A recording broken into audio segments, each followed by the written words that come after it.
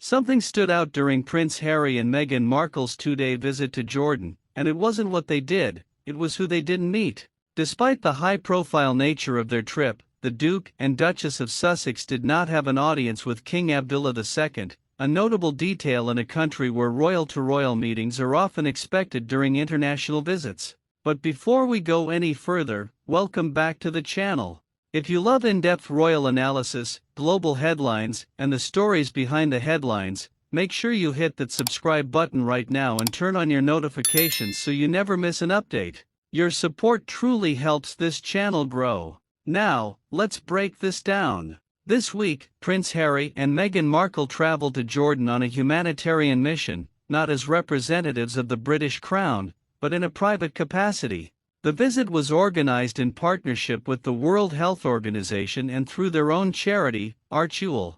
And that distinction? It matters. Unlike official royal tours, which typically include ceremonial welcomes, diplomatic meetings, and audiences with heads of state, this trip had none of those traditional elements. There were no formal processions, no state banquets, no palace photo ops.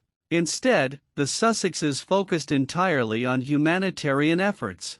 For 2 days, they joined WHO Director General Tedros Adhanom Ghebreyesus for engagements centered on global health response, mental health advocacy, and support for vulnerable communities impacted by conflict and displacement. But here's where things get interesting. On February 25, Dr. Tedros met directly with King Abdullah and Crown Prince Hussein as part of the WHO delegation's official programming. Harry and Meghan were not present for that meeting, and while members of the British royal family routinely meet foreign heads of state during official overseas visits, Harry and Meghan stepped back from royal duties in 2020. Today, they travel independently, which makes the absence of a royal audience far less surprising. According to reports, the British royal family was informed of their Jordan visit in advance, notably just days after the arrest of Harry's uncle, Prince Andrew. But this trip was clearly positioned as humanitarian, not diplomatic. Still, make no mistake, it carried international significance.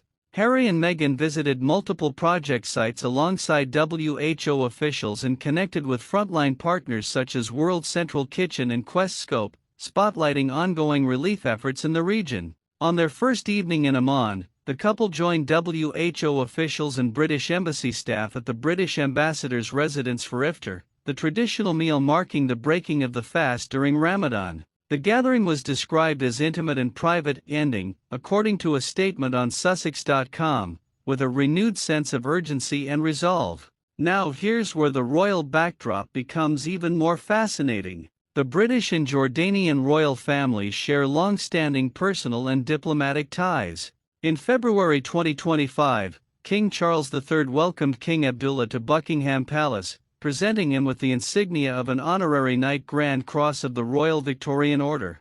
King Abdullah and Queen Rania attended the 2023 coronation of King Charles and Queen Camilla. Meanwhile, Prince William and Catherine, Princess of Wales, were guests at Crown Prince Hussein's wedding later that year, and later hosted the Jordanian royals at Windsor Castle in October 2025. These deep-rooted royal relationships highlight a clear contrast. Official state visits follow one model: diplomacy, ceremony, and representation of the crown. The Sussexes' visit followed another: humanitarian advocacy, NGO partnerships, and private global engagement. Two very different paths, two very different roles. And this Jordan trip made that distinction clearer than ever. So what do you think? Was the absence of a royal audience symbolic, or simply procedural? Let me know your thoughts in the comments below, and don't forget to subscribe for more royal updates and global insights.